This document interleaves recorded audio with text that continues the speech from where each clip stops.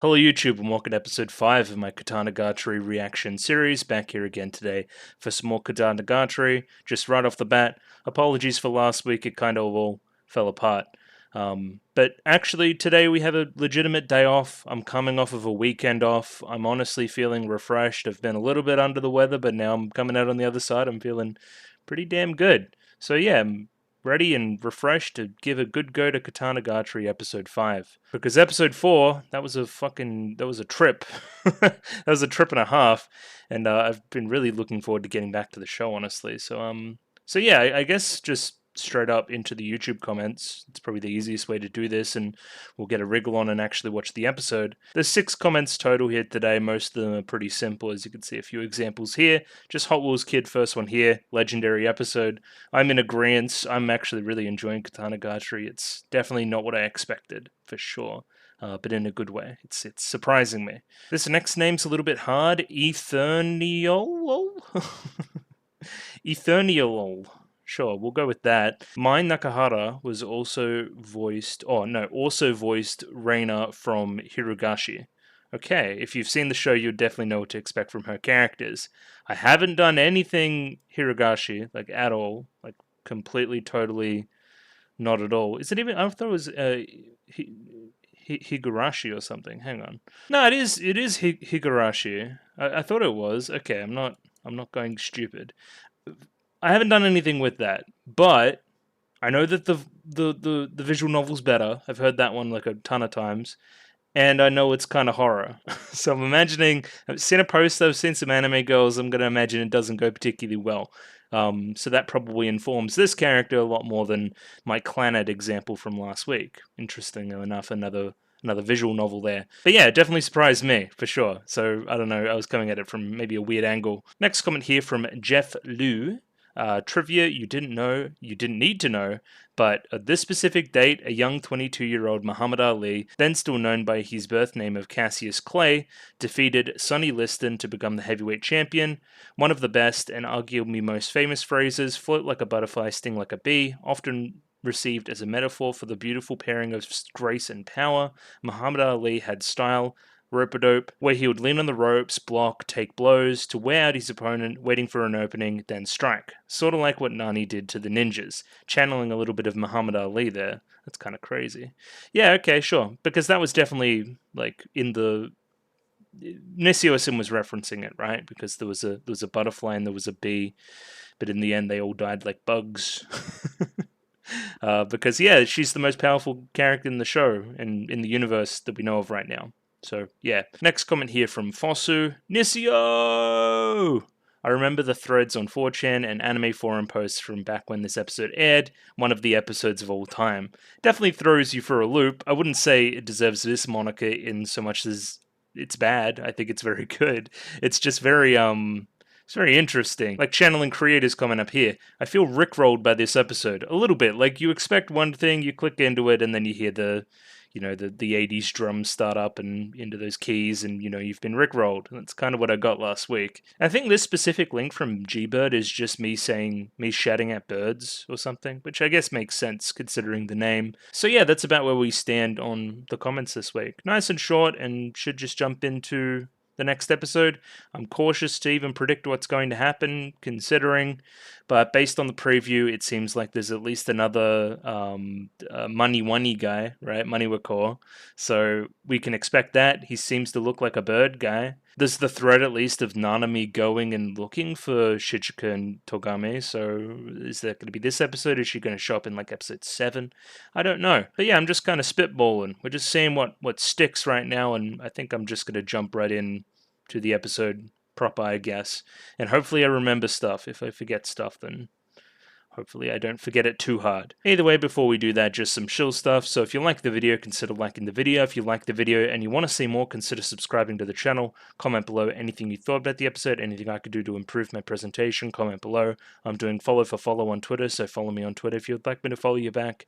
And the Discord. Join Discord, love Discord, Discord. And yeah, we're jumping into episode 5 of Katanagatari right now. Radio, have episode 5 of Katanagatari up there ready to go. 49 minutes and 50 seconds on this one, so please sync up accordingly. Got those GSK-kun subs, and there will be a picture-in-picture version in the description below for everybody's viewing pleasure. And yeah, just going to give it a 3, 2, 1. Radio, 3, 2, 1, go. Indeed. Owari. Monogatari? Oh.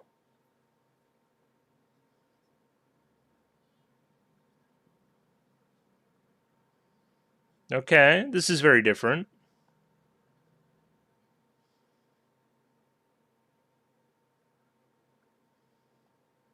Unpleasant woman. Okay, go. Okay, I'm with you.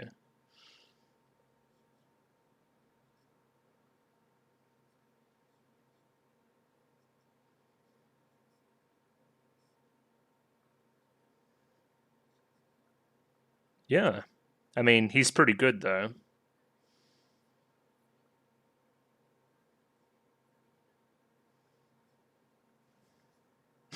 What do you mean? Satsuma.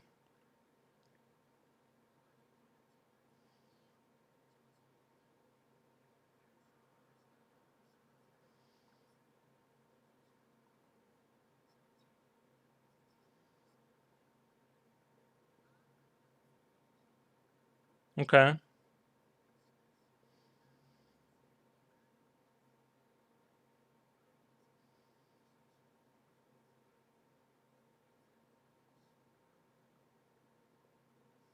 True.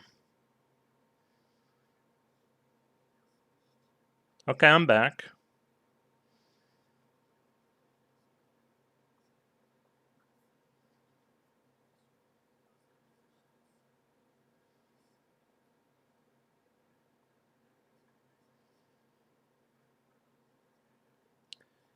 True.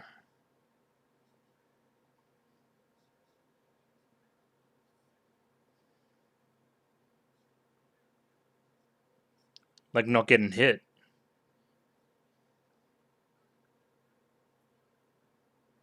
As usual. Yeah, there's definitely a past relationship there, right?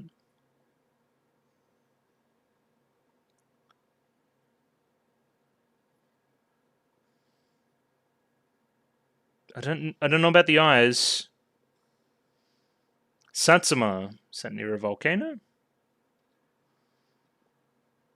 It's a big ass fucking sword. Yo. Who's fighting?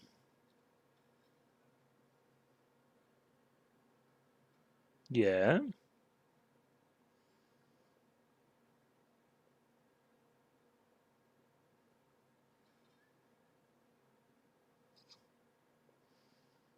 Okay. Okay.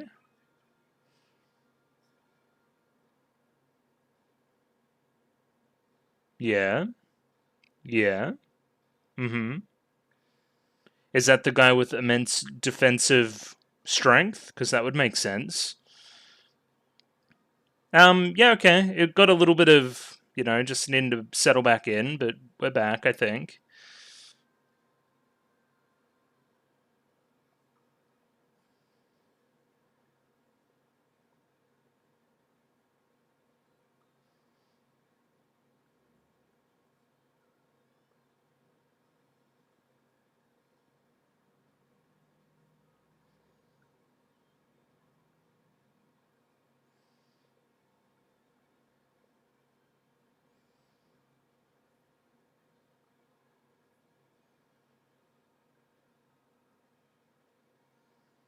Yeah, I want to see where you come into the picture again.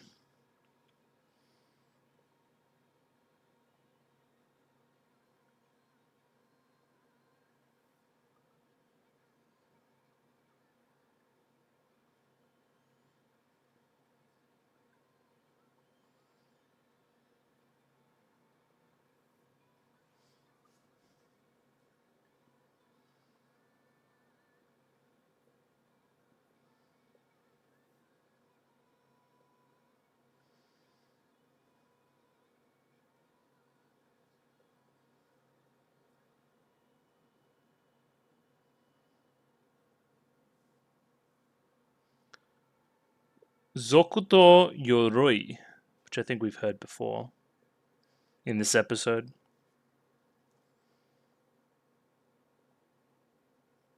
I don't think he's able to. He didn't come up against, like, Shredder, so, you know, it's kind of a step up from the normal Bozo.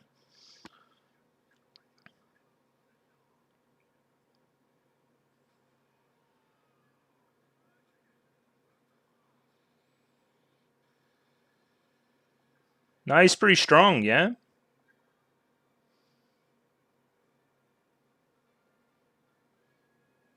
Yeah, get shit on. Whoa! Yeah, that's the guy we have to beat. Got any ideas?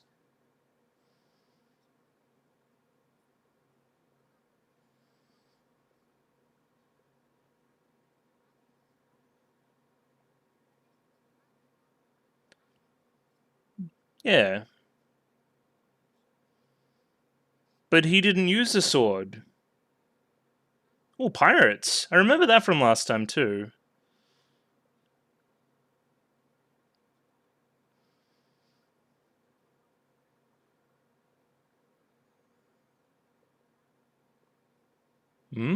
An armor sword.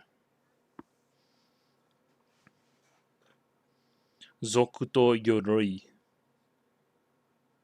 Yeah, I was going to say it is a little bit out of place as well.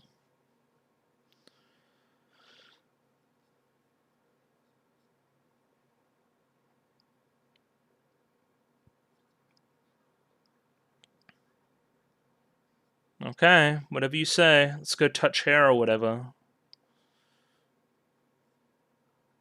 Oh. Oh, I remember this from the preview as well. I seem to remember some hot springs. Onsen.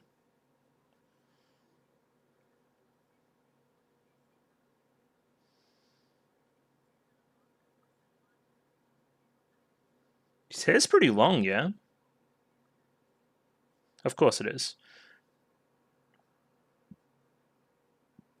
Yeah, it's supposed to be really good for you. Oh, you haven't been scratched. True.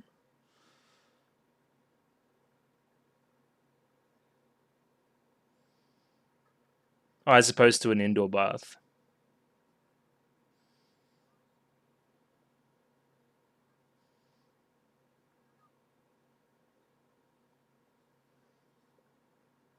Yeah, he's done all of those things.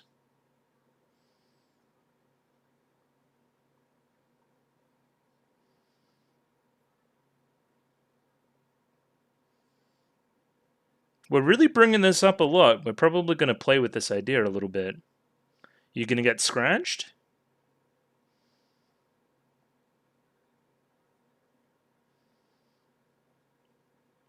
Yeah, you got to get to 12.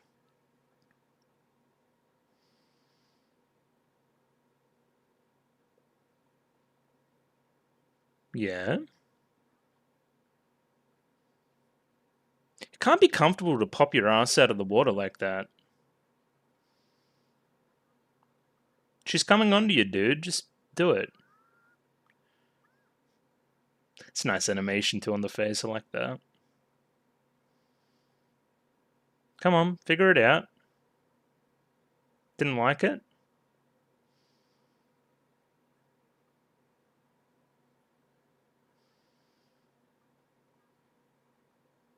Oh, only a few days ago.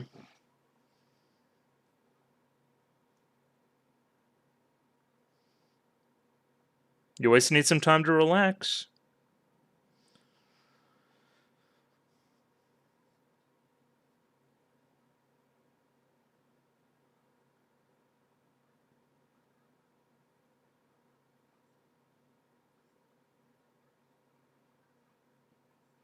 Indeed.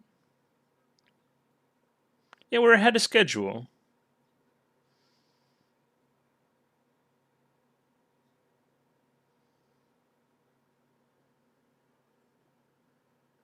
She's definitely... Figure it out. Come on.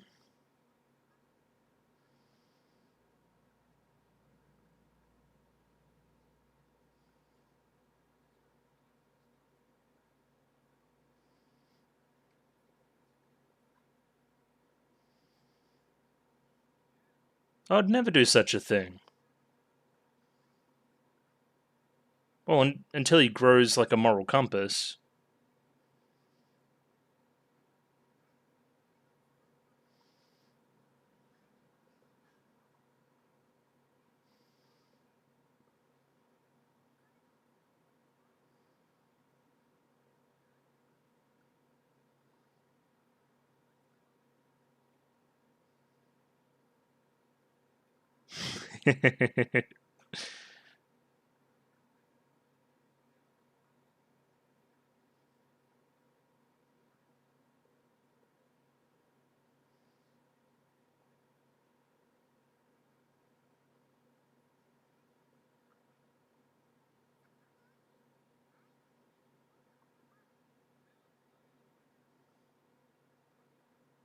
Indeed.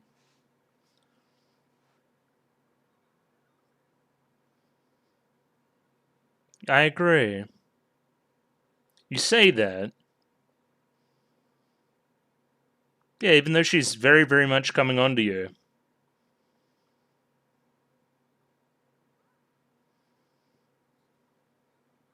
I want to see if you have a boner. Come on.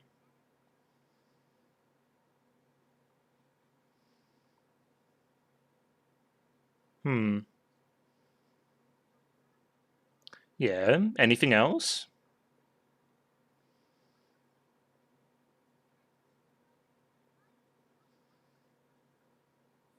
That's probably only natural. He's still youngish, right?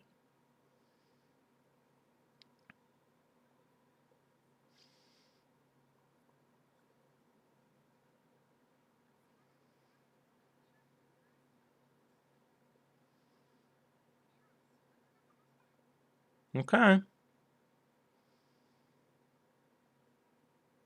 How are we going to take out Armor Man?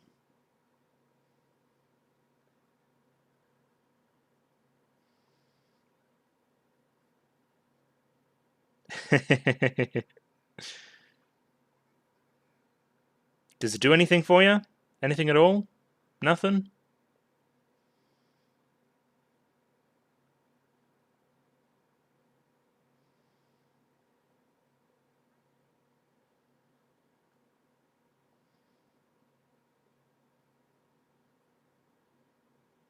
Oh. That can't be comfortable.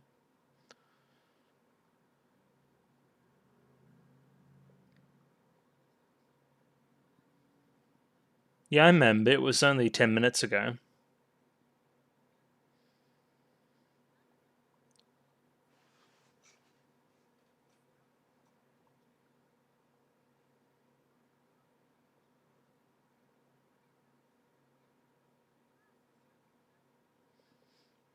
We could trick him.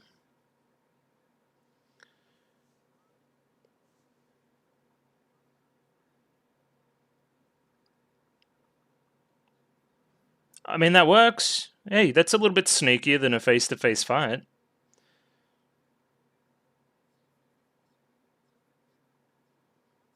Yeah, just push him into the drink. He'll fucking die.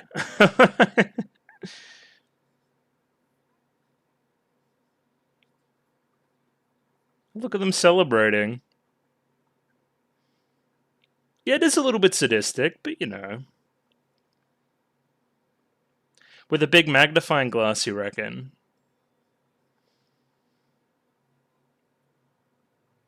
I just feel like it isn't going to be this easy.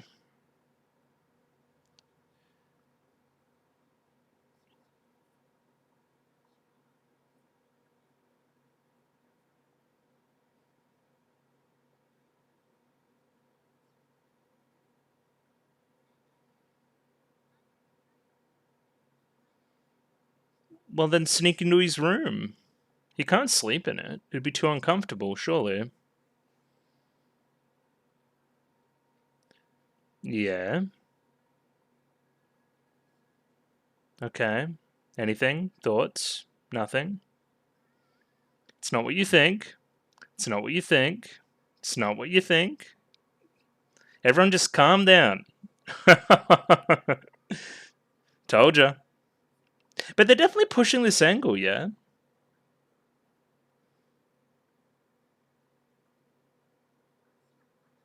Yeah, chop chop. Come on. I agree, step on me more. Oh, she loves it.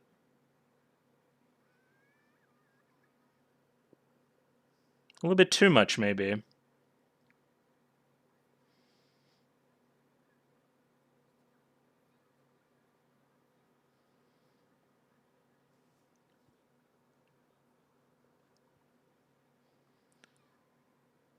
Oh, not my leg.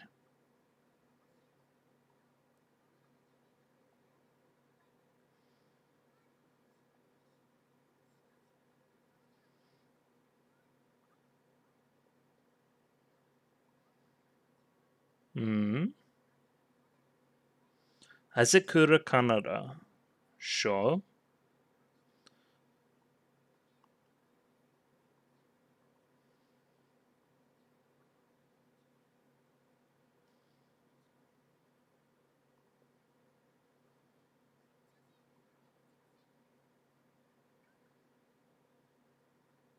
Yeah. And who would that be? Thought so. Azakura.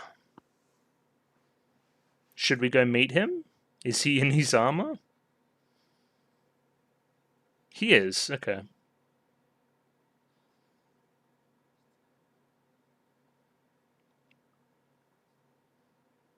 Well, yeah, now that he's defeated Sabi Hakuhei, apparently. I don't think he can act dumb anymore, right?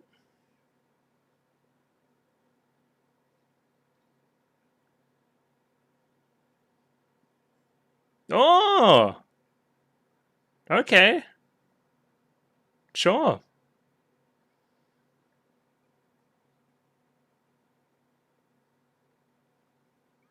Why are you upset about that?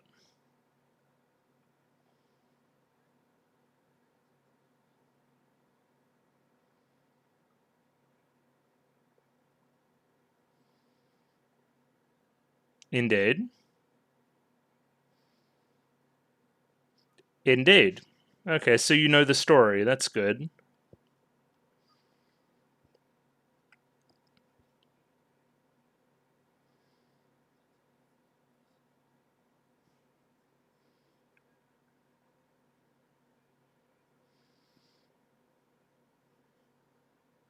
Mm-hmm.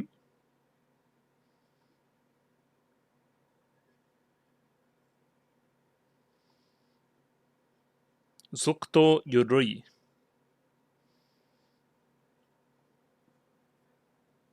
Maybe.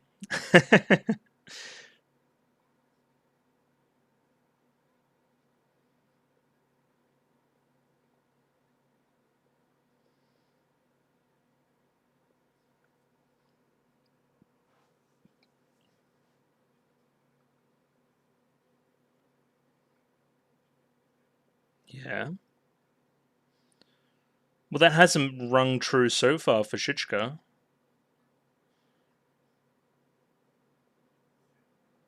Unless you're thinking emotionally.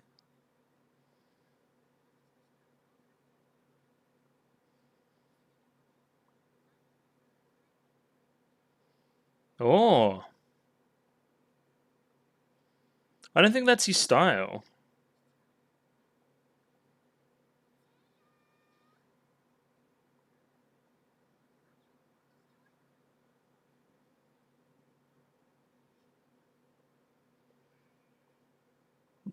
Indeed. He's retired from life. It's a very weird way to say it, yeah.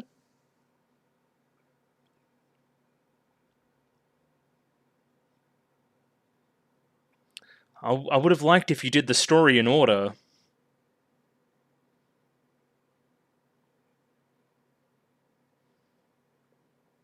Hmm.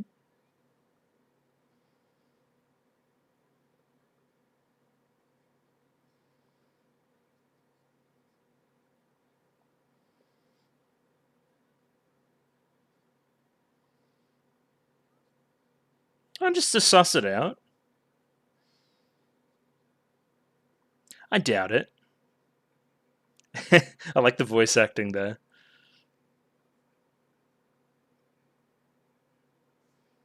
Also true.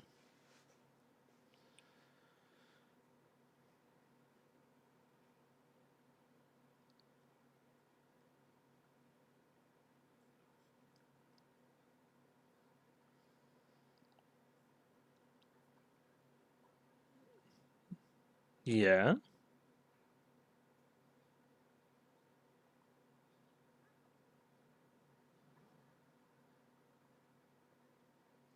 Yeah, but who controls the seas?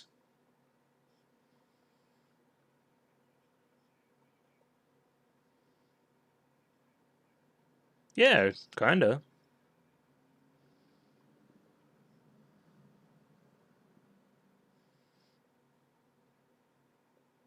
Exactly. I control the port, so why would I let you leave?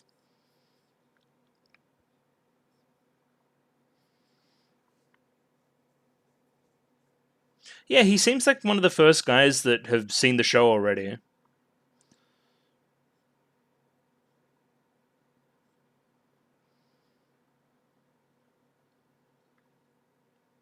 You.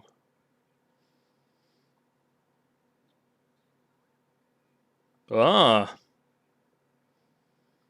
Well, I don't know how we're gonna do that.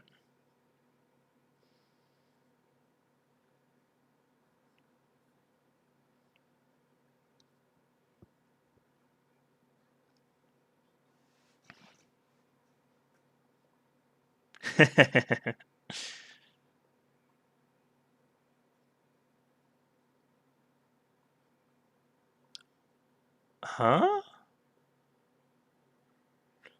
Do you want to look pretty?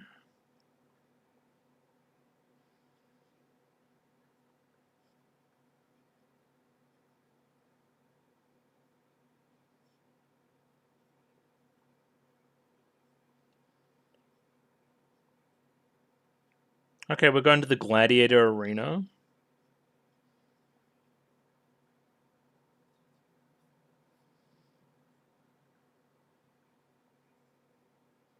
Oh, look good. Gotcha.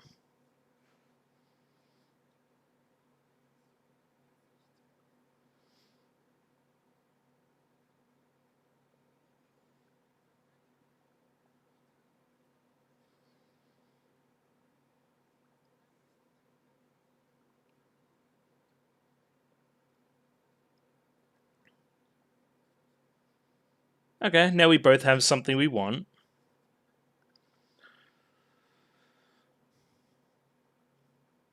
It's always a good idea.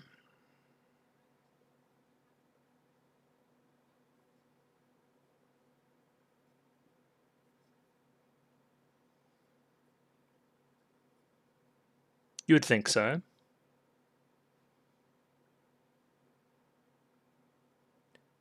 Oh, yeah, I thought that might happen too.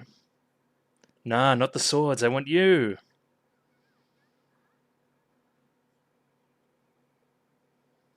I like this angle for the episode. I think we needed an episode like this.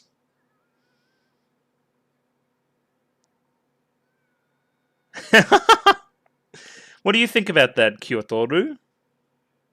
Any thoughts? Any jealousy? Anything?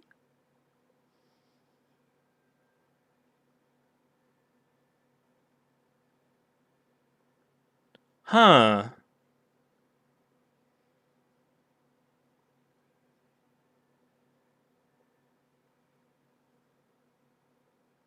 O kawaii koto. True.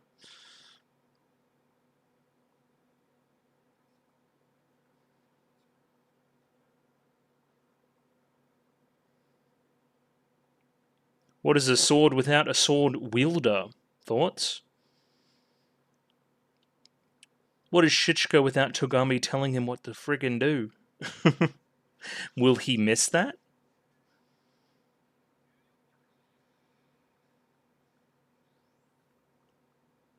I mean, if you want to flip up some skirts, it's a pretty good move.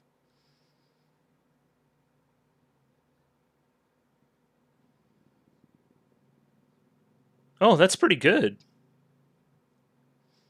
Yeah, you're gonna have to replace that.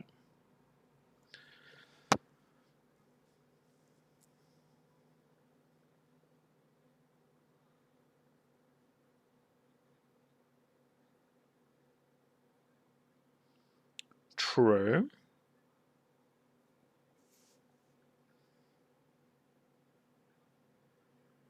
Whatever you say, I'm just happy that you can do it. Instincts are pretty good.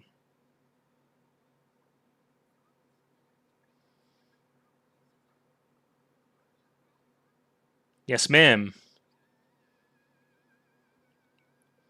Spinning on like a freaking Beyblade.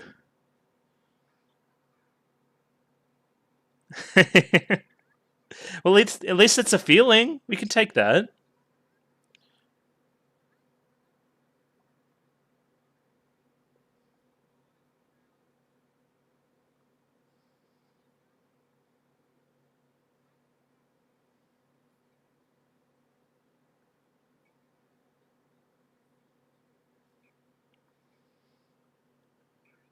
Why would you fucking sweep the legs? Hey, is he growing emotions?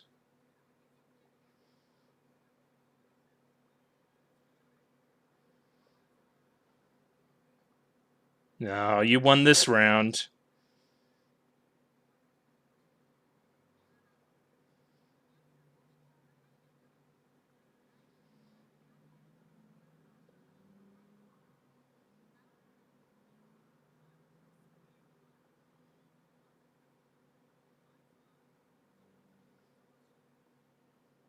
He is taller. I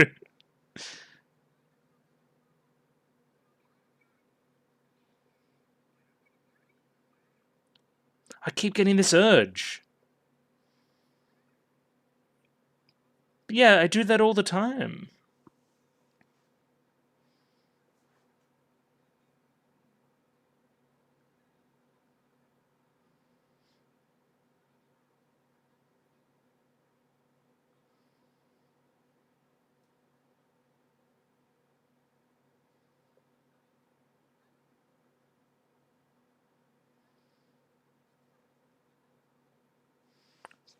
True.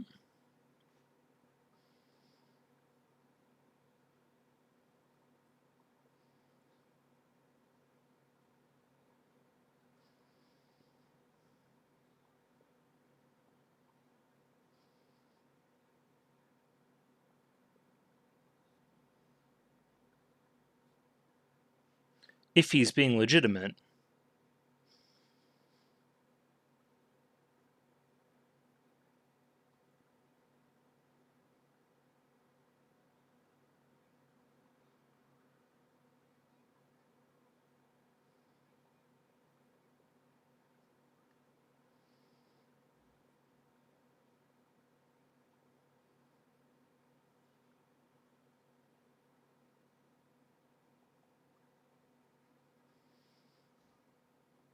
Not back to her place. I don't want to go back there. Yeah.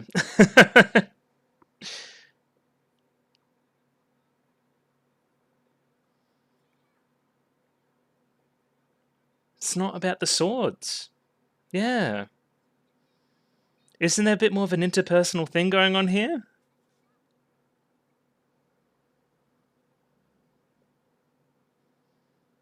Okay.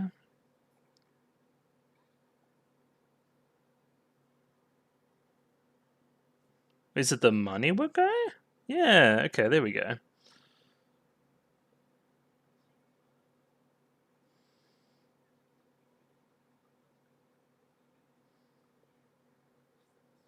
Oh, is he the Riz Lord as well?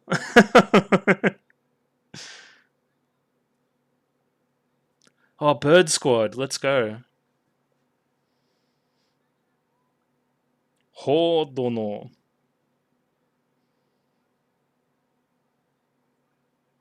I love this song too.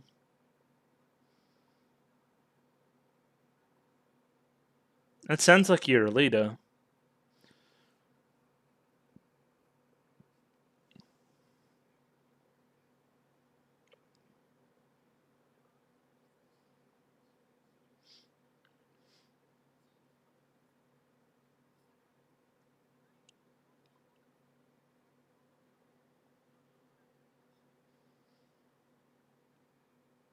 No, I was just checking it out. I've also brought my sword with me. I don't know.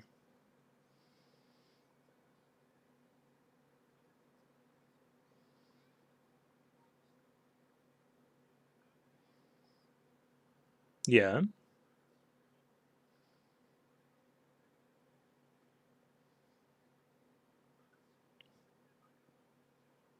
I don't want your arm, dog.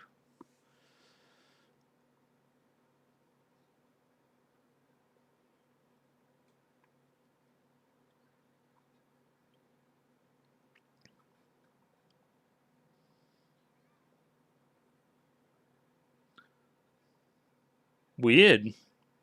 Someone's fucking tourniqueting it with the fucking chain.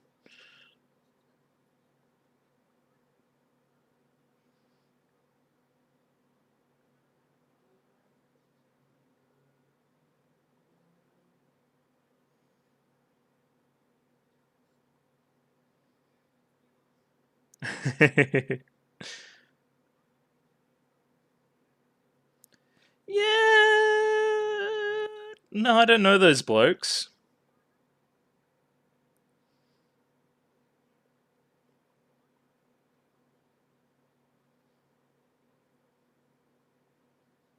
I love his mask too. Like the bird claw on the face.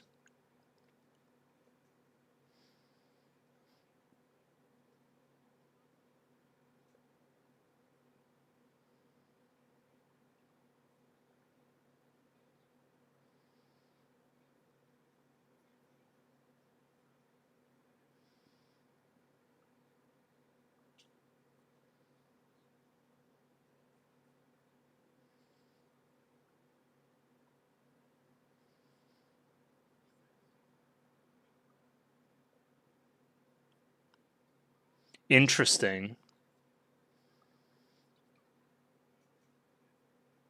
But didn't they betray you once before?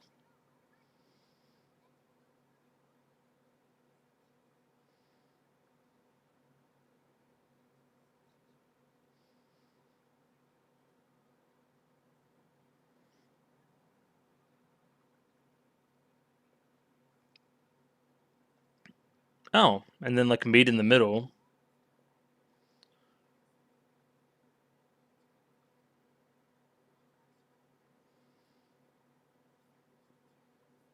Okay.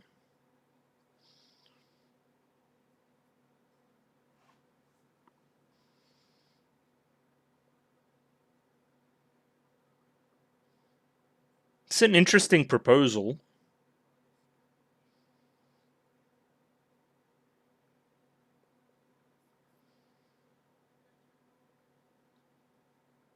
Without an arm, though.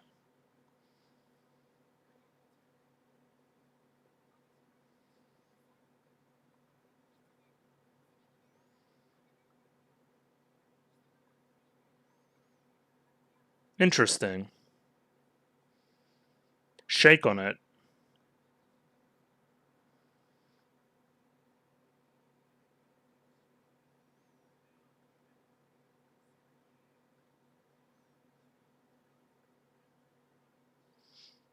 Alright, you got some knowledge.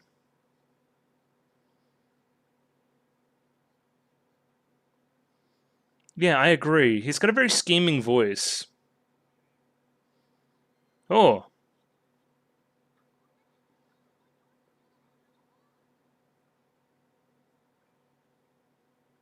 interesting.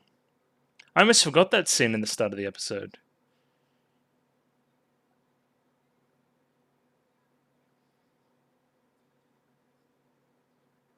Okay.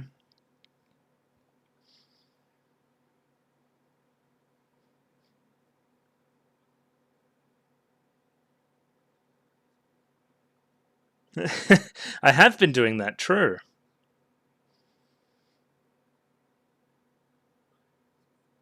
Okay, no, you figured it out. No, how embarrassing. No. I'm gonna have to stop saying Cheerio.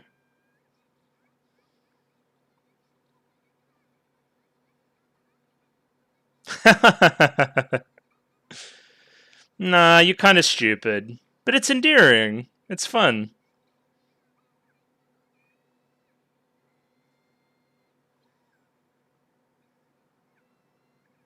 How's it my fault?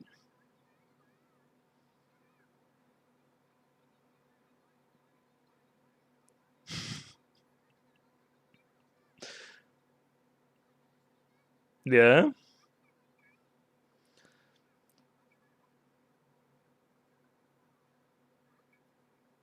Ah. Yeah. I was subverting it. It's fine.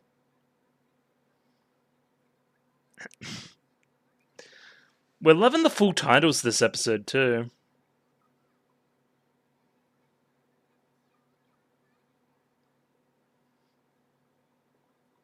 Soundtrack slapping?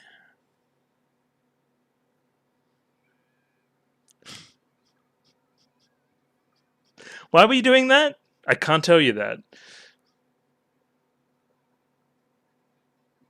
Did the Maniwa guy just, like, leave?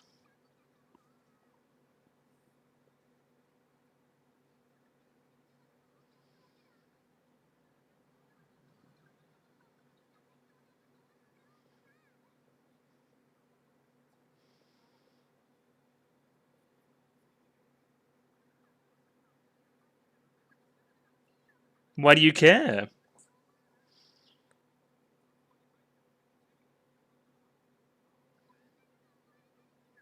I probably thought it was cute.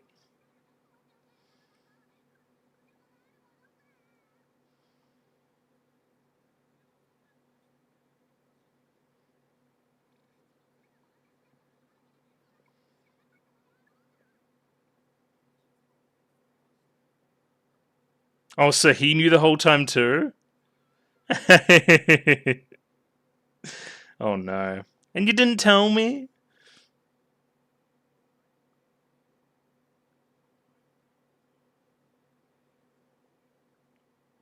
Truce.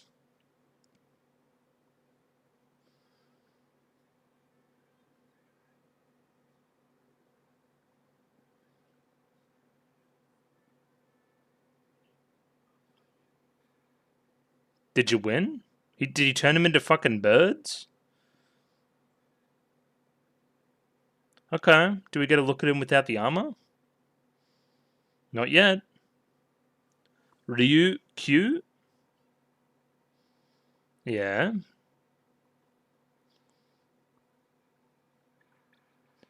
Is this some crazy origin?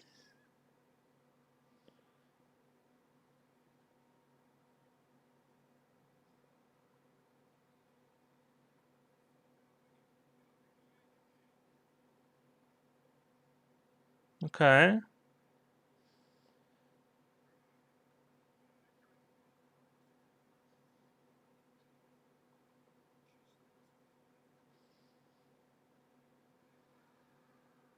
Yep, he's pretty strong.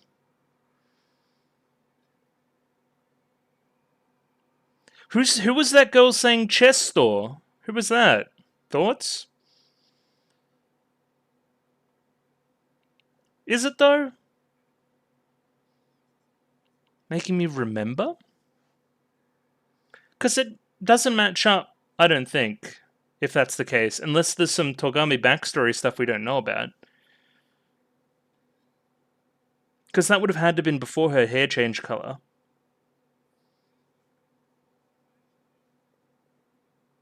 Yeah. Okay. How much time do we have left? Oh, not long. Shit.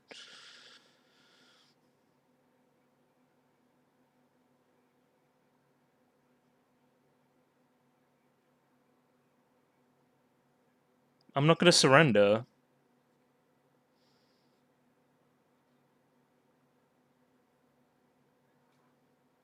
Oh, how are we going to do that?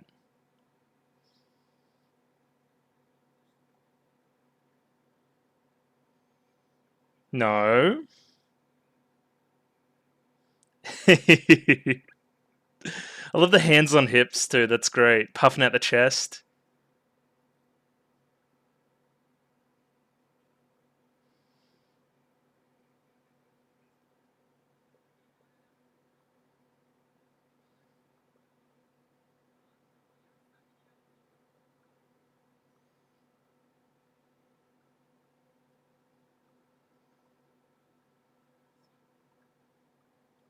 Is he gonna do the fucking jump back and forth move again? Oh!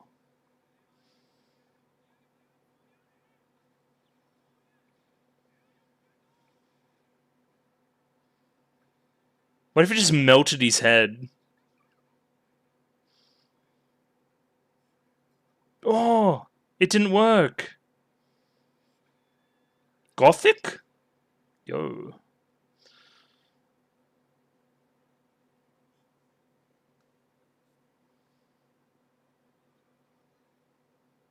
Well, it didn't. No, it beats armor piercing.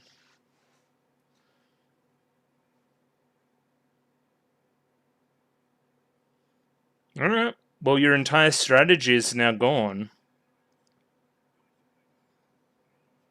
Mincho. It's not gonna work. He already told you.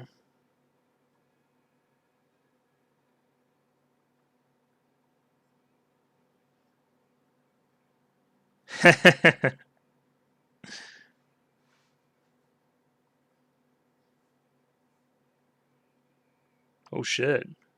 Yoruy's pay. Pray. Oh. Oh shit, that angle too.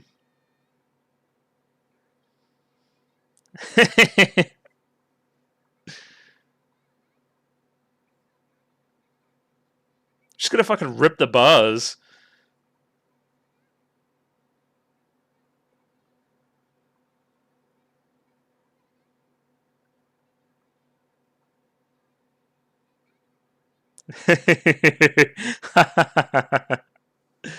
He needs to show his face.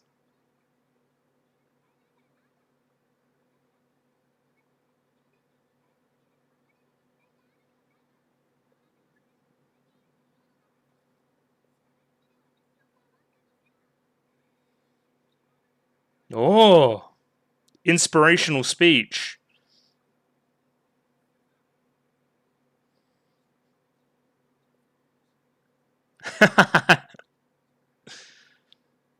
No, I need to just be a sword.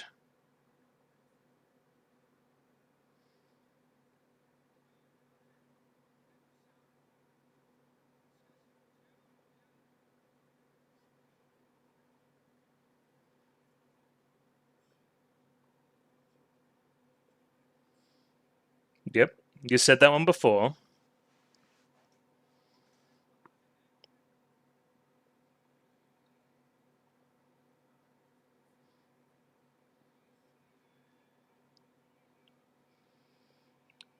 Bro, he's like a mech. What the fuck?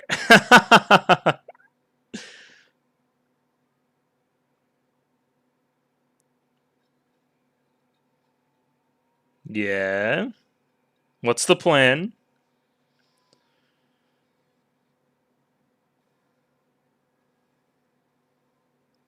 Poor spectators.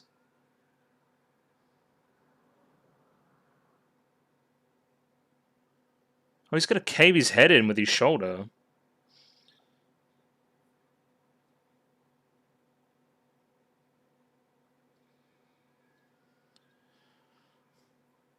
And that's kind of linking back into the thin body stuff from before as well.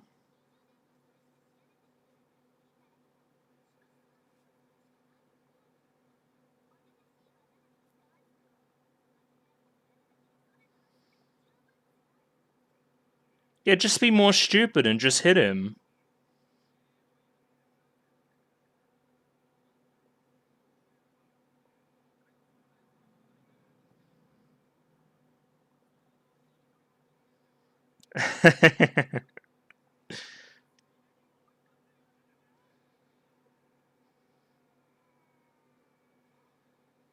Yeah. What do you want to say? Yeah, he's cool.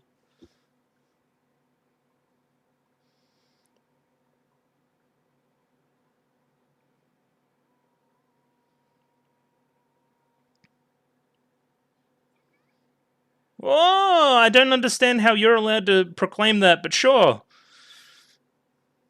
Yeah, okay, we just kind of picked him up and tossed him. Alright, where's my safe passage out?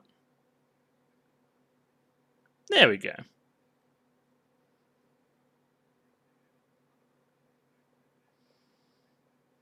So he's a syscon, is he?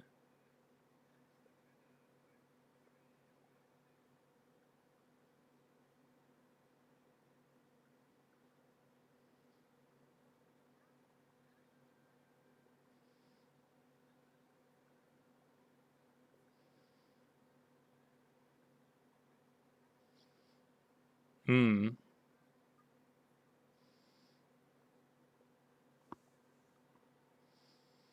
To show his face. Not even we got to see his face.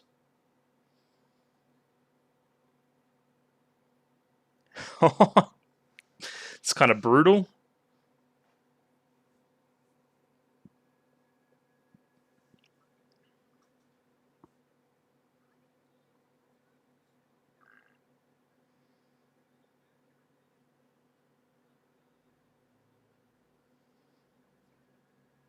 But then you got reminded.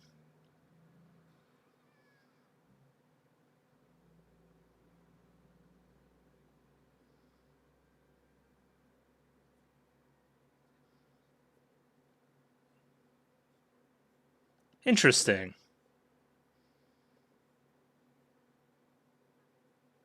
Oh, where are they gonna end up at?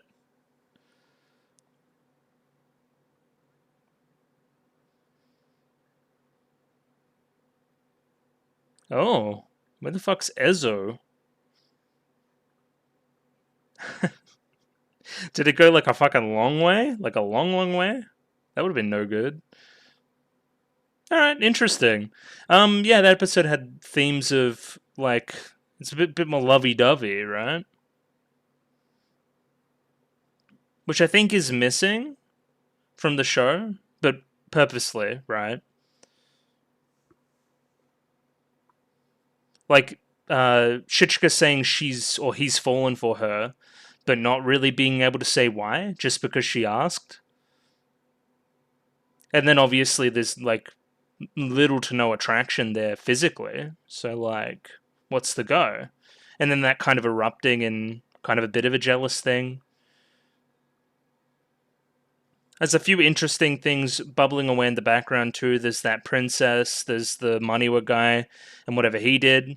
And then, of course, Nanami as well. So there's a number of directions we could go. I didn't feel like there was a huge character revelation here, but maybe that in itself was the revelation as well. I don't know yet. It was very intriguing, regardless. I liked the episode. It just wasn't as fucked up as the previous one, I guess, and less surprising as a result. Dialogue was really good here. I thought it was quite funny. The Cheerio part where she kind of freaks out, very good. I liked that. Yep, that's a lot of money, what guy. Yeah, and then her, of course. What's this, like, Otto guy? Yeah, we weren't supposed to go there. Oh, I think I know what's happening. Hang on. I'll explain. Here in a second, I'll explain. So yeah, essentially what happened is that she told the Maniwa guys to go to a certain location, which is the last on their list, which is probably Ezo, right? And they've showed up there at the same time that the Maniwa guys are there, and now we're just going to meet a bunch of the fucking Maniwa guys. And it's like, this wasn't the deal, but old mate had his revenge and sent us to the wrong location. Interesting. Okay, that's my understanding of that as it stands anyway. And yeah, we'll come back for a little bit of analysis on episode 5. And we're back for a little bit more analysis on episode 5. Definitely a little bit more low-key than the previous couple, which have been pretty intense. Episode 3 and episode 4 in particular being pretty fucking mental. So I think we can kind of take a little bit of a step back and try to see this thing in totality rather than seeing all the way that we're breaking convention and tropes and all that kind of stuff, right? I think it's going to be a little bit more simple overall, and I think that's basically only a good thing, because I think too much all the time does get a little bit tiring, I'll say. So yeah, you don't need to reinvent the wheel every single time. The reinventions of the wheel become more interesting every single time you don't reinvent it, right? Like the differences then become more pronounced and more impactful as a result. Either way, a couple of things I normally go through into a few terms and names and that kind of thing. So Zokoto Yoroi, which is the name of the sword this time around and subsequently the name of the episode, we've got here Aegis the Resentment, which is a little bit weird for me. I don't really know where resentment's coming from in that, because listen, Yoroi means armor, right? I believe the to at the end of Zokoto means blade or sword. And then I've got the kanji for that particular word, the zoku in whatever that means, is burglar, rebel, traitor, robber, right? Which you can definitely, attach to that guy because, he's a pirate. I just don't see where the resentment idea comes from. Don't really know that. But sure, I'm open to comments on the subject, I guess. The other one, just because we're going through names at the moment, I didn't see anything for Kanara Azakura. All that came up for me was that it was two names that are present in Japan, one being a family name, one being a proper name. So sure. And the other one was Ho'o, which now thinking about it, doesn't that sound a lot like the Pokemon, right? And then we look up here and we see that it means Chinese Firebird or Chinese Phoenix for that particular kanji, I guess. Yeah, listen, let's go full disclosure here. This is what I'm looking at, which, you can you can question the validity of the source or whatever, right? But I don't think it's Pope Buddha, right? This would definitely make sense considering his character design and the idea of the money were core based on animals and this guy being the leader of the birds and that kind of thing, right? That would just make sense to me. Yeah, so that's cool. I learned something new about Pokemon as well. That's kind of neat. The last one here is the geography of the episode, which I find kind of fascinating, honestly. So, okay, let's recap, right? We were here last week, right? On this island. This is where we fought old mate, Sabi Hakuhei, right? Very, very cool. I don't know why I remembered that from last week, but I did. Cool. To my knowledge, we're in Satsuma, right? Which is here. Which is very, very low down in Kyushu, which is the bottom island of Japan. So, I mean, this tracks us getting to here in a short amount of time. That's all well and good, right? Where it gets interesting is next week, right? So they were meant to take us to the Owari port. That's where we were meant to go next week and continue our journey, right? And that's our thing, is that the pirate guy, he's spiteful. He doesn't want us to do that, so he sends us somewhere else. So we were originally going to go to the Owari province, which I believe is somewhere around here, right? Even if it doesn't come up on the map like that. Somewhere around Nagoya, I believe, right? Now, they're going to send us to Ezo, right? And I did a little bit of research. Ezo is Hokkaido. So they're going to send us all the way up fucking here? Are you kidding me? So again, like, it makes sense, right? So we've started kind of in the middle around Kyoto somewhere, right? Wherever that may be. Am I stupid? Yeah, there. And we've kind of gone along this way, down here to around here, down here, and then we were supposed to go back here and then continue up through Honshu main island stuff, right? Very, very cool. Instead, they've sent us here, which is also where the money are. So that's going to fuck up our plan, basically, because we were meant to separate and then meet in the middle, and that was meant to be like, okay, split up, we can work on the swordsman together, we'll take all of our resources up here. From the looks of the preview of the next episode, it seems like all of the money were up here, so they just brought the whole gang. The whole gang is going to go up here and try to steal some swords. And yeah, if you guys don't know much about Hokkaido, I don't know why you would and be watching this, but it's fucking cold as shit.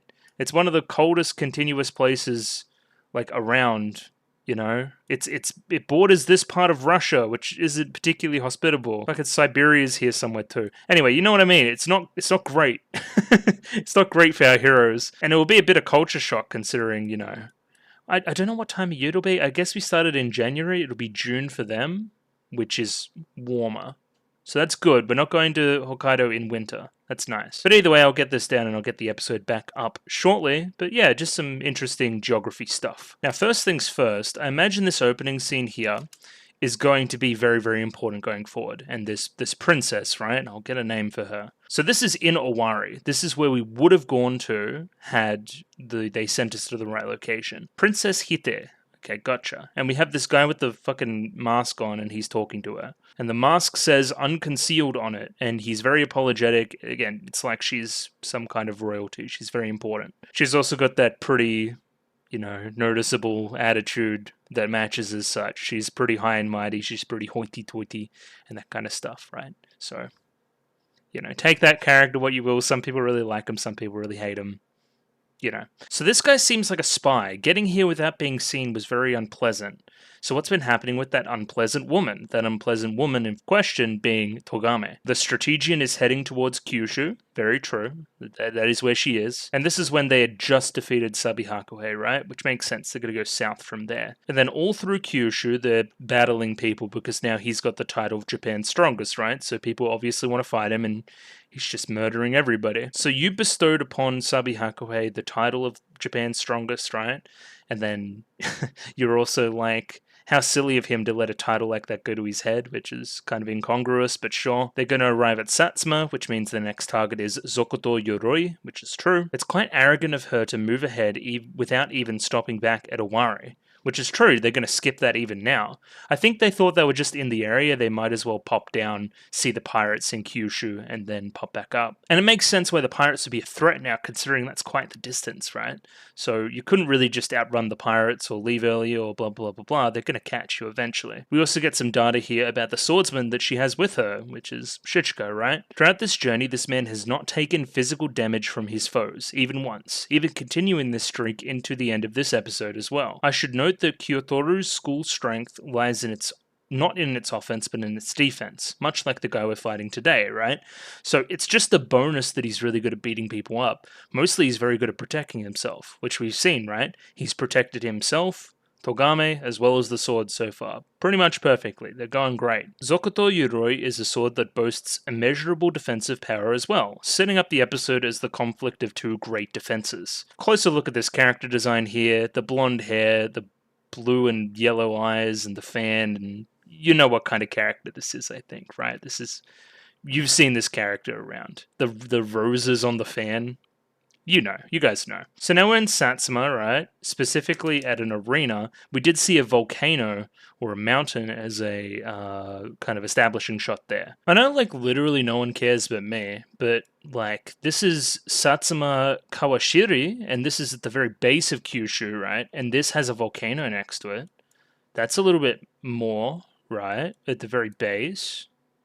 I don't know. I want to see. There was a name before this arena as well. I'm going to look for that now as well. Cool. So then we have a guy with a gut sword and then the guy in the armor, and they're going to out berserk each other basically in this arena here by Shichika and Togami watch along. It's your pretty classic establishment of this guy being pretty strong. So he beats this other guy that looks confident and has a big sword very, very easily. So again, pure power scaling stuff. This guy's killed 5 people. He's won 5 fights and now he's come up against a way bigger adversary that's very, very strong and is a Western suit of armor, right? It's very, very hard to penetrate. This guy says Inakuzure and then charges him with a shoulder charge and breaks his sword. And yeah, his charge broke the sword. That's the first thing that Shichika talks about here. So Shichika is the audience here. He's well, he broke the sword. Weren't we looking for a sword? Well, you haven't been listening, right? Because the sword is actually the armor, right? We're interested in that warrior in the armor, despite him not using a sword here like every other sword user has so far.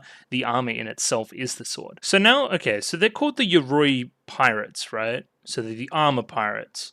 There's some, oh, look at his fucking headdress too. That's cool. It's like a sea creature. So he was part of a noble family at a very young age. The pirates attacked, took the sister probably, right? Or killed her or whatever else, right? They took him in as basically like a cook and clean boy, right? And then he's grown through the ranks to the point where he can put on the armor and then command them, right?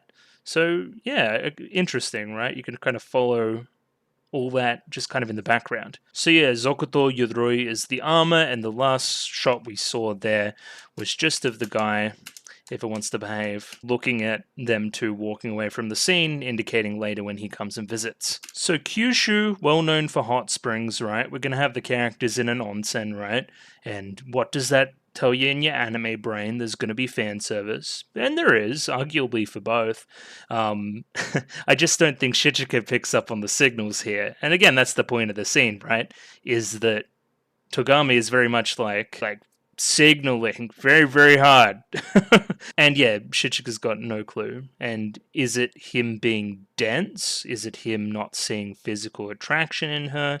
Is it him being kind of like emotionless in that way and not feeling anything? As we see by the end, he proclaims his love for, you know, he goes out of his way to specifically say that he is protecting Togame, right? And don't touch my woman and all that ownership stuff and that kind of stuff, right? Which is a step that's different from what he's displaying in this kind of hot spring scene. The hot spring scene is a setup so that the end of the episode is satisfying upon learning that. The onsen also helps with bruises and scratches. More evidence, I guess, for his peculiarity, right? Where he doesn't have any scratches or bruises, right? So he's not getting any of the benefits here. He's separating himself from the normal man experience, even more and more. The other crucial part of the story here is that we're ahead of schedule, right? So it's only been a few days since we defeated Sabi Hakuhei, right? And we've made our way down, we defeated a few guys, but we're here very, very much ahead of schedule. So, as somebody does, they, you know, let their hair flow back and relax, right? That's what Togame is doing right now, right? She's having a bit of alcohol, she's in the bath, she's having a great time. Now would be the time, if you were going to do anything, you would do it, right? And of course there's the massage scene, which is a very literal allusion to this kind of thing that I'm talking about happening, right? Yeah, looking back, it's very, very obvious, right? She's complimenting him, right? You've protected yourself very well, you've done a great job, like sipping on the alcohol, blushing a little bit, she's winking, and then it's like, that's not like you, and then you wouldn't be satisfied until we get all 12. Well, it's like, well, I just wanted to thank you. Like, almost forcing him to drink sake, right? You know, get drunk with me, whatever you want to take from that. He's very hesitant around sake. He doesn't want any. I don't know if it's a taste thing, I don't know if there's something else there. This is where we bring up the timing thing and that they've got a lot of time to relax. So now that we've done a lot of the hard work as well, we've taken out Sabi Hakuhei, right? So we don't have the biggest obstacle left for us now. We can kind of just chillax. Like, we could take a leisurely stroll through this. We know you're stronger than the strongest swordsman in Japan. We know you're the strongest. Let's just walk about this however we want and relax when we need to, right? I don't specifically know the translation here, but she says, yeah, we could progress slowly and dirtily. Ooh. Like, even like pushing the alcohol back and forth, right? Doesn't want anything to do with it. Again, this is all linking back to the main themes of the show. Kyotoru as a swordless sword, right? Shichika embodying that kind of idea can only be acted upon, right? He doesn't have it in his hands to control it. He is the one being controlled. Thus, he can't make spur-of-the-moment romantic decisions in the way that Togami wants him to, right? But in his own way, by the end of the episode, he still makes some kind of romantic proclamation and makes things at least a little bit right. And again, this is coming from multiple areas, considering we have, the pirate guy this episode, Azakura, right? He's coming through and he's like, hey, I want you to be my woman. And, trying to make him jealous. He's taller, he's stronger, he's got better armor, better defensive capabilities, all this other shit, right? We want to get a rise out of Shichika this way. However, I don't believe we do really. There's a little bit, but it's not in the big, grand way you would hope it would be. Hopefully we're saving that for the very end of the show. This is where Shichika questions this premise a little bit, right? Questions like, hey, didn't you come to me for this exact purpose? Aren't I just providing what you wanted? My loyalty, I fell for you. You wanted love out of this a little bit, right? You came to me because you wanted such a thing. You'd been betrayed by the Maniwa and the swordsman and all that other stuff. I want a man that will move for love. And she says it like, she's like, I want a man that'll move for love. And then he's like, yeah, I fell for you, so there's no way I'll betray you. But subsequently, I still won't take the next step here at all. Yeah, it doesn't really show that you love me, right? Even though you find a new thing, you say you find a new thing to love me every month for the 5 months that we've been together. Why don't you show it physically? And then he's like, what do you mean? You invited me? Like, that's not an indicator that you... There's just no desire there, right? The same way there's no desire to have his own opinions on things outside of this as well, and is merely being controlled by Togame, right? And Togame is like more and more and more like questioning this. I think she was okay with it in the beginning as a means to an end, but as they continue, they're like, is this guy serious? Is this really what he's like? This here scene was weird as well, where I could have sworn that she was getting him to stand up to see if he had, you know, an erection. See if he was turned on by this situation at all. Maybe that's what she does and we just don't mention it explicitly, but she just kind of looks at his body. You really do have a big body now that I look. You're on the slim slide for your height, but nothing about you looks weak. Compared to, of course, the pirate armor guy who's fucking jacked as shit and taller. Sorry for staring at you like that, now let's look at our plans. Why else would you do that? I don't understand. Why you would do that if you weren't looking at his cock? I don't understand. This continues into even past the bath scene, right? It's the first time you've seen me in a yukata. What do you think? Does it make your heart race? Do you care at all? And just says what? Never mind. There's nothing here. There's no tension to it. There's no sparks. And then yeah, after dinner, just sitting side by side, nothing else, just immediately after dinner talking about the plan. Just don't care. Even though, of course, we have the scene where they're doing the whole foot massage thing that implies such a thing happens, it doesn't, right? It would be the perfect opportunity for such a thing to happen. But it doesn't. This was a funny part too, all the really sadistic ideas that Togame has to take out the armor guy. Like Asakura, we should push him into the fucking water, and of course the armor's heavy, so he'll sink and fucking drown. The other one, of course, would be lighting him on fire and heating him up. Isn't that fucking sadistic as fuck? Wouldn't he boil in the armor? His entire, like, body would have to fucking scrape the melted parts off of it before we take it as ours? Yeah, that's pretty fucked up. That's the twisted mind of fucking Togame, right? Yeah, and okay, this is weird as well. This is one of the first signs we see that he's just, like, not okay with everything Togame does all the time, right? He's got some kind of limits.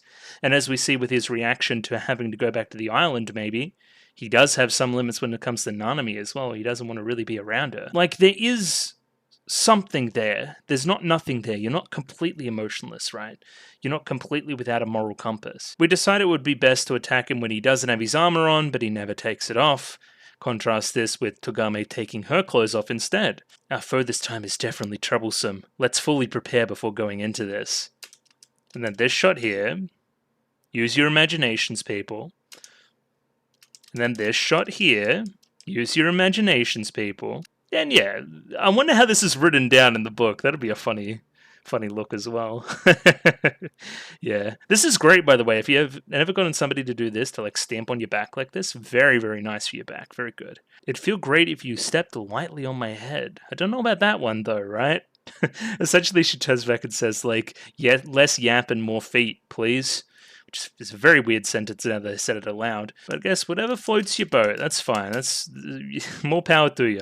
A difference in size leads to a difference in strength as well. And again, comparing the size of you to the size of the adversary, it's one of the first times we've seen you get genuinely outsized. And we also bring you back Cheerio, which is an important part of the episode as well. That's another interesting piece of foreshadowing as well. Small people normally have to fight differently. They have to jump around and use mobility and dodge and all that kind of stuff, right? Which is the way you fight initially. That's the way that Shichika fights initially when he's fighting Asakura at the end, right? But it's only when he believes he's the big man and when he believes that he's Togame's man and all that kind of stuff, right? That he's able to win and execute and complete his character arc for this episode. Yeah, an opponent larger than myself. It's true, I've never thought about it, says Shichika here, right? Before we get a rude awakening from, turns out the pirate guy's here, Asakura's here already. So originally Togame tries to, I guess, push this whole thing aside. We're simple travelers. What do you want with us, right? I know who you are, but you guys don't know who I am, right? And yeah, initially we go for this, right? This is where he turned his head at the Auburn Arena. I thought you looked cute. And we're bringing that into contrast with everything we've seen about Shichika up to this point in the episode. Even a bit of the character placement in the scene here, right? Standing proudly, Chad stance, hands on hips, huge armor set, almost like skulking in the corner, a little bit intimidated, right? Yeah, as it turns out, they can't really run with this simple traveler's idea anymore either, right? You're Togame, I know who you are, and you're the strongest swordsman in Japan. Of course I know who you are, right? They've got a level of fame now that they can't escape from. Alright, where was I? I just got a phone call. I was somewhere. Yeah, okay, looking at this geographically, we've got water very close to a volcano. I'm thinking we're at the very base of Kyushu. This is another very telling line here. They're like, hey, you shouldn't be very indignant about us stealing the armor off you. You're a pirate. Of course, this should be your world, right? To hurt others, you must be prepared to hurt yourself. So this has multiple meanings. So think about the armor. I'm using my armor as a weapon. That must be talking to this phrase as well, but it also talks to Shichika, right? So to hurt others, to experience interaction with others, you must be prepared to hurt yourself. You can't just take no scratches from anybody ever, right? You can't be Mr. Perfect, Mr. Sword, Mr. Unrelatable to any other human experience stuff, right? You must be prepared to hurt yourself, yeah? So, no scratches, none of the other stuff that comes along with being a sword/man. Thoughts? Anything? I don't know. And then we catch Shichika zoning out, right? And then she says cheerio, which is very funny in front of Asakura, right? Because we see in the flashback later, we've got the little sister character literally doing the chesto thing, the correct one. But Shichika's zoning out here, right? Probably because of the first statement from the guy. He's a little bit defensive because of the calling her cute. Even the lack of answer here, right? So obviously his father and the hero of the rebellion, and that's all very famous. So where is he? Is he still alive? Is he still on the island? Father's dead. Just like straight up. Like almost being rude to him in this way. And none of the grandiosity either, right? Very understated compared to this character who's all about perception and, outward appearing strength and that kind of stuff, right? It's natural for a man to wonder who is stronger. Is it? Because you don't really seem to do such a thing. I mean, a little bit, but not in the same way a man would, right? More in a comparison of objects. There's a really good piece of voice acting there, right? Where Togami says, surely you're not going to give the armor as a gift to the shogunate, and then not a chance, and then kind of saying that line into laughing. Pirates are fundamentally anti-government, anti-establishment. Of course, they wouldn't be doing such a thing, right? Which I forget, Togami, it represents the establishment right now. It never really feels that way in the show. She never really feels like she has a lot of backing. Because again, using the establishment, that's not really your overall goal, right? It's something a little bit deeper based on your origin story. It's not all about the shogunate view. Almost isn't about the shogunate entirely, right? It's all about your personal strength. Then we get into the bargaining stage. We tell him that we would go to Owari after this point, if we were to, take the armor from him. And then it's like, do you forget who I am? I'm a pirate. I'm not going to let you do that. It's a very interesting image of Japan as well, right? So from my look here, this looks like Kyushu, right? That would make sense to me. And we're going to go here. This is Owari, right? Instead, they send us up here, which is not cool. Even Ryukyu and Ezo, if you want, endless possibilities. Yeah, up here north, right? It's weird because based on our perception, Japan isn't normally that way. It's normally a little bit more vertical. But again, the ancient maps wouldn't have such a thing. So then we get to the plot. We're going to have a duel, me and you, Kyotoru, right? If you defeat me, I'll hand over Zokoto. There's a few conditions, of course, making it juicy for Asakura, right? He wants you to make him look good. He's pretty well known in this area. He's essentially putting on a fucking wrestling match, right? He wants to gain more popularity and get a lot of people to watch because, he's fighting the strongest in Japan. This is a heavyweight title bout, and he wants to show off and show how cool he is. And as a member of the shogunate, I'm sure you'd be happy to see the revitalization of the local economy in this particular location. It's going to be a big fight. There's going to be a big audience. Are you trying to turn Shichika into an attraction? That sure would be a cheap price to pay to get to the Zokoto, right? To get to the armor. However, there's more to the bargain, and Togami knows that, right? So, according to you, right, if we beat you, we get the armor and safe passage to Owari. There's got to be more in this for you, right? There's got to be an objective on the other side. And she's thinking in her mind, right? There's no way he'd let us go for nothing. He's most likely after the 4 swords we have, so if we lose, we're going to have to give him the swords. But no, he wants Togami instead, right? And again, matching the themes of the earlier portions of the episode. Very, very well. Like, you may feel ownership over Shichika, but does Shichika feel any ownership over you? right? Is this reciprocal? Is this a one-sided relationship? Is one party's affection more powerful than the other? In the end, this is somewhat debunked, but not fully debunked, I don't think. And yeah, this causes Togame to freak out. Shichika doesn't know what to think. I've fallen in love with you at first sight. Please be my woman. So she's thinking about it, right? She's got it on the mind. She's looking out the window, gazing out there. And yeah, I'll take over that guy's position if you become my woman. So we're just going to cut Shichika out, basically. I want to help you from the bottom of my heart. As a tactician, surely you would know how good this offer is. Having pirates as allies would certainly be beneficial, right? I don't know if she said that line aloud or not, but Shichika's still thinking about the possibility. It's keeping him awake at night. This feeling from the night before is contrasted here during the day when they're practicing a new technique, right? It's an armor-piercing technique, and the goal here was to break the thing that was behind her back. So you can pierce through the armor, not hurt the armor, and get to the whatever's in between, right? It shows that you can pierce that barrier. Togame is shocked to learn that he was just using his instincts for such a thing and didn't really have a plan of what he was doing, but he still put Togame in the way, right? She could have got seriously hurt here if he failed, but he didn't. If I had known such a thing, I wouldn't have participated. Now it turns around, get rid of my obi, right? Yeah, change my sash, and then it causes her to fucking fall over. And then, yeah, I just wanted to tease you a little bit. And this happens 3 times in the scene, right? Why do you feel the urge to tease her now, right? After this proposition, after staying awake at night, thinking about such a thing. Yeah, obviously on the mind, brings it up immediately. What did you think about the guy's proposal? And Togame explains, like, yeah, I did consider the deal. Actually, I knew we were going to take the deal as soon as he showed up, right? It's a perfect opportunity. And then he fucking, ankle picks her. He fucking sweeps the legs. This is almost his way of doing the Cheerio bit to her, right? This is his way of teasing her for doing something that he doesn't like. Yeah, I wonder why I got the urge to tease you, right? I wonder why when you said that, something fucking, went on in here that made me want to do such a thing. Yeah, come on, yours hitting me, directly contrasting it with the Cheerio business. Very, very smart. Very cool. And of course, the Cheerio business is a big, idea in the rest of the episode too. His proposal is just what we need. If we simply accepted his proposition on the spot when we would have seen 2 willing, so we needed to think on it, but yeah, we have accepted. But no, you're less concerned about the benefits of it. Will he be suitable as your bodyguard? If I lose? You never normally think about if I lose. It's definitely got you a little bit shaken up here. It's true that the Pirates Information Network would be more useful than any clout the Shogunate carries from this point on, so if I join with him, maybe I could have a better, idea of where the swords are and gathering them and blah, blah, blah, blah, blah. And then more violence, right? Some hair pulling now. And Shichika continues to, he tries to find a happy medium here.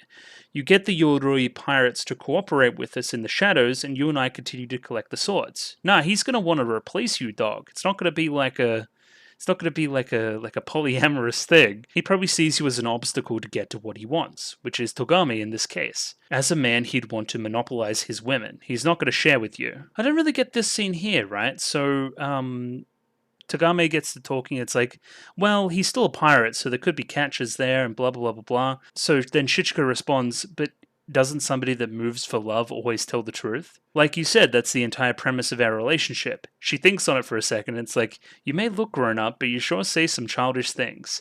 Yeah, Shichika just kind of doesn't get it right now, right? You fell for her, but you don't understand why, really. And we're continuing to question that, even Togame is, right? In reality, love in real life is all about telling mistruths and stuff, right? And not putting all the cards on the table. It's all about deception, at least a little bit. So yeah, his perception of love at this point and falling for somebody is pretty basic. Let's put it that way. Togame comes back with an ultimatum. Let me put it this way. If he defeats you, right, and he becomes my man, right, what are you going to do? One case you die, the other case is you live and you go back to Nanami on that island. And yeah, doesn't seem very happy about that at all. That's not what I want. I guess you're saying that I could collect swords more easily that way. He doesn't get it. He does not get it at all. Is that as far as your attachment for me goes, right? Listen, Shichika, and then we get interrupted, right? Of course. Are you only into me insofar as completing my goals, or are you into me? Okay. So say Pirate Man becomes my boyfriend, right? Are you still going to collect the swords for me, dog? Is that really where you're at? Because he just doesn't operate like a normal guy, right? There should be some benefit to this relationship. It can't be entirely one way. It can't be entirely person using another person. There needs to be some other benefit there. And I think continuously Togami wants that benefit to be, love and everything that comes along with it. And Shichika just has none of it, ever. It's it's a weird dynamic. It really is. Now, this is a bit weird. So we get interrupted by a different letter, right? It's not from Asakura. Instead, it's from Ho, which, the Pokemon aside, he's like a Phoenix guy, and he's from the Maniwa, right? And he's learned that there's only about 6 Maniwa left because we got 3 murdered last episode. And we say this guy is kind of charming, right? And I thought, well, maybe going a similar direction where this guy was going to make advances at Togami as well. Which doesn't really happen, kinda, sorta, a little bit, but not really. And this guy's like a very powerful Maniwa head, we can't just take him out here. And we have our guard up pretty immediately. We have 4 swords, they want the swords, of course they're going to want to kill us. But he continues to reiterate, we're like, hey, I'm not here to manipulate you, I just want to talk. Maybe it is eventually going to be manipulation, because I don't trust this guy as far as I can throw him, but for right now, it's not, and we should trust that. And then we bring up one arm. If you listen to what I have to say, I will cut off my left arm for you. That is how serious I am about this. So let's not resort to violence. I'm willing to cut off one of my arms to get you to just listen to me. And then, yeah, he cuts it off. I'm also fully prepared to cut off my right arm too, if you'd like. I want you to know that I don't mean any harm to you. So here's the thing about a phoenix, though. Rebirth? Rebirth. So maybe he doesn't care about chopping off his arms because they grow back. I don't know. I do not know. I will say, so we have a phoenix here. They're not the exact same words, but there's a lot of these words come back in Monogatari, like a lot. I don't know, just interesting. I've noticed a lot. He keeps similar concepts around Nishio-sen that he likes. So yeah, either way, this guy explains, like, all the Maniwa core heads, like 6 of them are gone, right? Like, we're getting cut down like flies. There's not many of us left. Therefore, I may have been wrong in betraying you. There was no real choice for our troubled village at the time, but we won't go there right now. I kind of want to offer a truce, maybe. So yeah, there's currently a 3-way face-off between the sword users, the Maniwa, and you guys, right? For us to continue fighting the swords would be reckless. Thus, well, think about what's happened in the past, right? We've had like that one guy walk up and get immediately killed by the guy in the temple. He has a name that starts with U that I'm forgetting.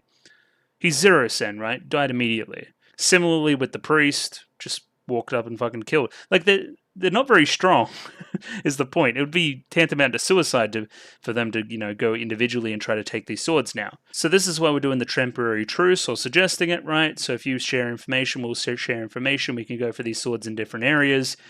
Of course, Togami is going to respond like this because she's been betrayed by these guys before. Of course, she's not going to make another deal. So yeah, we kind of suggest a compromise, right? Where they're going to go for swords that we're not going to attack immediately. And then we're going to go for swords that they're not going to attack immediately, and then kind of meet in the middle. They may get 2 or 3 swords out of this, and then I guess our plan as Shichika and Togame is to take them out when we get to such a level. So yeah, temporary truce agreed to. Butsu's Mountain of Spirits, Tendo in Dewa, and Edo. There appear to be perfected deviant blades in these 3 locations. None of which I know were fucking Hokkaido, but sure, I wouldn't know where these places are regardless. It would also appear that Princess Haite in Owari has begun to move. And then, yeah, everybody knows about her, right? What exactly is that woman up to? Who knows, but I suggest you deal with it quickly. And we are on our way, allegedly, to Owari after this. But nah, she's on the move. So I don't know what that means, but she is. So yeah, they're going to go to a different spot, we're going to go to a different spot, right? Cool. Then we say, if we meet at the same spot again, I'm going to cut you down because you betrayed me. And then it's like, understood. Little does he know we're going to be the ones, unfortunately, meeting him at the wrong spot. Again, not by choice, but it's almost like we're breaking the truce by doing that. And one more thing, I heard that you've been hitting your subordinate, followed by saying cheerio. I'd been thinking something seemed wrong with it, but after coming to Satsuma, I finally figured out what it was. You should be saying chesto. Cheerio actually means goodbye in a foreign language. And then she screams loud enough that all of Japan hears and gets super, super, super, super embarrassed. If you like your cute, embarrassed Togame, this is the scene for you. And for the record, I'm partial to it. It's quite funny, right? She's very embarrassed that she's been saying the whole thing this entire time in front of everybody. Up to and including Shichika. Shichika, you need to understand, I wasn't mistaken, I wasn't wrong. It was just a one-off. No, it was deliberate. It was deliberate. Who do you think I am? I'm all of my titles. Of course I wouldn't say something wrong. There's no way I didn't know Cheerio was a foreign word. So you were saying it deliberately? Like why were you doing that? And then she doesn't know why. Lose your memory! No, I'm even more embarrassed now. Think about what everybody was thinking, right? Why on earth was that white-haired girl saying farewell while punching somebody, right? Even Azakura saw it. Of course it's embarrassing. I can deal with it if it's random acquaintances, but if it's Azakura, then it's very embarrassing. And of course people have the impression that I'm an idiot because of this. And then we learned that Shichika always knew that she was wrong as well. And it causes her to fucking freak out and give the most powerful Cheerio in the show. And in that time, fucking the Maniwa guy just left. This is a very weird scene. We don't really get to see what happens. He says he's going to use his fucking... There's a name for the techniques, again, I remember. Yeah, Nimpo. We get to see his Nimpo here, except we don't. Nimpo Danzayen. And then we just see some birds fly away. Does he turn into birds and fly away, or did he turn them into birds? Either way, it's fucked. Here we learn that that Azakura gets the knowledge that they've accepted the proposal, and then we get a little flashback here to on a ship, right? Ryukyu. Chesto. Sister goes and hugs him. Pirates attack, murder everybody, including the little sister. And said that, oh yeah, didn't we want a chore boy? And then the chore boy joins and then grows up a little bit. Why don't you try on that armor? And became a pirate. But he's still never forgotten his origins, right? Using this similar shading technique to show a flashback that we have done in several episodes thus far. Yeah, he'd never forgotten his real childhood with his sister, right? And he's a super ciscon because now he wants to take a woman as his woman that does very similar things to his sister. Yeah, Togame making me remember all those unpleasant things. And then, yeah, we're very quickly towards the end of the episode here. There's only 10 minutes left, and it's all about this final fight between Shichika and Azakura. As established before, Shichika has this technique that's the armor-piercing technique, which you could say is underhanded. It's somebody that is undersized would utilize such a technique, that doesn't want to face such a person face-to-face. It's sneaky, right? We get two sets of commands here as well that put Shichika in a bit of a weird situation. So on one side we have Azakura saying that he's going to put him in a fucking hospital, that once he gets going he can't really slow down, even if it makes Togame sad, I may just have to kill you here. And then on the other side we have Togame saying that, hey, can you win without killing the guy? I'd like you not to kill the guy. So yeah, he's going to go for lethal blows on me, but I have to be non-lethal. How is that fair? And then yeah, stop looking at my woman. Ha ha ha, focus on me. Puffed out chest, hands on hips, ultra Chad stance. Put on a show the townspeople the skills of the man who defeated Sabi Hakuhei. And then he says his catchphrase and we're ready to fight. He gets into this stance, which is very similar to the stance he had when he was fighting... Yeah, Uneri Ginkaku. There we go. Names. Which is a very mobile stance. It's not a very, Earthbender-esque stand-your-ground type stance. Again, I believe being underhanded by trying to use the armor-piercing thing, which does not work. The armor-piercing technique is a failure. And now he's on the back foot. He's dodging. He's not standing his ground. He's one technique. He's ace in the hole. It isn't working. You have some nerve to call yourself Japan's strongest if you fight like this, basically. Have the resolve to accept your defeat as Yoroi's prey. And then resolve. What is resolve? I remember resolve was a theme of a previous episode, but I'm forgetting. Azakura is more skilled as a swordsman. Maybe I should accept defeat, accept it, have the resolve to accept the defeat here. And then we have Togame yelling from the sideline, telling him not to give up. I don't remember giving you permission to give up. I told you to win. Listen, Shichika, as far as I'm concerned, a man who can't even show his face to a woman he's fallen for is worthless.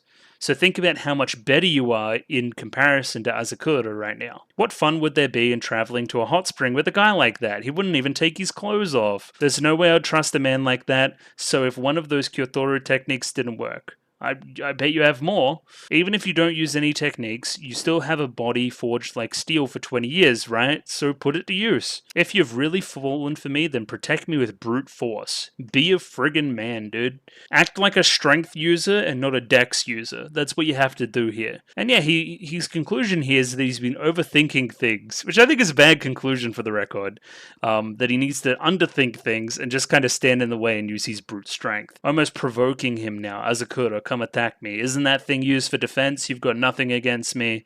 Even if you say you're a pirate and you steal what you want, is this really all you have? And then we have some almost mech-esque animation there, which I think is really quite sweet. People with something to protect are strong, and then yeah, look at all this. Fucking sick. Almost like the steam coming out of the armor, yeah? Yeah, and he continues to charge. Shichika stands his ground. Even as he runs outside of the arena, he's still able to stop him, standing right in the way, staring defeat in the face, is successful in protecting himself and thus Togame. Those with large bodies are strong, doesn't mean they're particularly stronger. Picks him up like a fucking little boy. He's going to toss him around. So I guess the idea here is not to rely on Kyotoru, but to rely on your own internal defense and out-defense him, right? Instead of using your offensive abilities, remember that you've got one of the best defensive techniques there as well. You have my thanks, Azakura. Thanks to you, I finally understand. My existence may boil down to that of a single sword, but at the same time, I'm also a single human being. So Azakura, there's one more thing I want to say. Don't touch my woman. Woo! Yeah, okay, there's a little bit more there than I thought. He's at least addressing the fact that he acted almost unhuman-like in the previous, like overthinking things, and during this area, right? He's not acting like a true human. He has to understand that he's a single human being as well as a single blade. And he actually does feel some passion here, and he wants to protect what's his. And yeah, the kind of two-sided ownership idea there, right? Where Togame owns him and he owns Togame. And then yeah, very quick epilogue section here. We learn a little bit of the captain's motivation kind of retroactively. So the captain's too embarrassed to show his face and say goodbye and do all that kind of stuff, right? The Azakura, right? And yeah, we get the sister backstory stuff as well, and why he was that into you. Just as you're strong without Kyotoru, I'm sure that he'll be strong enough without Zokoto Yoroi as well. I'm sure it'll take some courage for Azakura to show his face after all this time, but we'll let it be. Togame in particular doesn't want to go see him because he doesn't want to give him false hope. Kind of leaving quickly is the best medicine we can give him almost. And then Togame has one more question. How did you know that Churio was wrong? I just heard it from my father. Though you were saying it boldly that I thought that maybe I remembered it wrong. But then I remembered, right? What Chirio actually meant when old mate brought it up. Whore. And then yeah, she's stuck with Chirio regardless, right? Even though she knows it's wrong, she's sticking with it. Which I'm sure is a metaphor for something. Yo, interestingly enough, I was thinking about this just then. What would the father have gotten Chirio Chesto from, right? If not Togame herself? But back during the flashback at the very start of the show, maybe he heard it there and then maybe repeated it and told Shichika maybe, but Shichika forgot a bunch of the details. I'm thinking that's a connection. Maybe she used to say Chesto, her hair color changed, she said Cheerio, and then the dad heard it and then maybe passed off that thing, and then there's a bit of confusion there. I'm thinking something akin to that. I think Togame and the father are involved there, I think. Then the narrator tells us that the boat's heading for Ezo. Yeah, Azakura's revenge for being rejected by Togame is to send the boat not to Owari, but to somewhere else entirely. Yeah, the cold lands of Ezo. There we go. We end on a shooting star and then into our next unique ED. Yeah, that episode really popped on a rewatch. I really liked it, actually. It was quite good. Then some lyrics. Say twilight, if you cast a light on me, color my heart to become open on this occasion. Okay, sure. Someday, like a small nameless boat, I'd like to confess my wavering affection. I don't know how that makes sense. What about a boat makes sense there? Anyway, sure. Toward the approaching island where we risk our life, at the moment when we took in the scene, the sea spray in the back faded in the distance. You can be tender, the boat where my companion is aboard said. In the world, he is the only one whom I wonder if I entrust my cordiality to. Gentle tomorrow will come in a faraway place, where we chased an illusion and reached beyond a wind. Beyond the hot wind. Okay, again, it's less specific. But it's definitely about Shichika and Togame on that boat. Sea spray on the boat, aboard, he and I, all those kind of lyrics. Okay, I buy it for sure. Then we have a next time on where we see a bunch of the money. Where the money? There they are. Look at this one. That's a new one. Even she's getting a fucking piggyback or something. That's fucking weird as shit. Yeah, look at that. Very, very cool. And yeah, they're in the cold, of course. But yeah, that's basically it. Yeah. I mean, I really liked the episode on a rewatch. I thought it was quite cool. It definitely speaks to something missing in the show so far, which has been that side of Shichika, I guess. A little bit more emotion there, a little bit more drive internally for what he has going on. And of course, that relationship continuing to blossom between Shichika and Togame, the will they won't they side of it, I guess. Well, they will. It's just if they care. It's if it's real instead of fake real. But yeah, either way, having a great time. Katanagatari is great. I'm sure you guys know that. And there will be more next week. I'll watch another episode. I'm looking forward to it. Either way, I'm going to do some chill stuff, so if you like the video, consider liking the video. If you like the video and you want to see more, consider subscribing to the channel.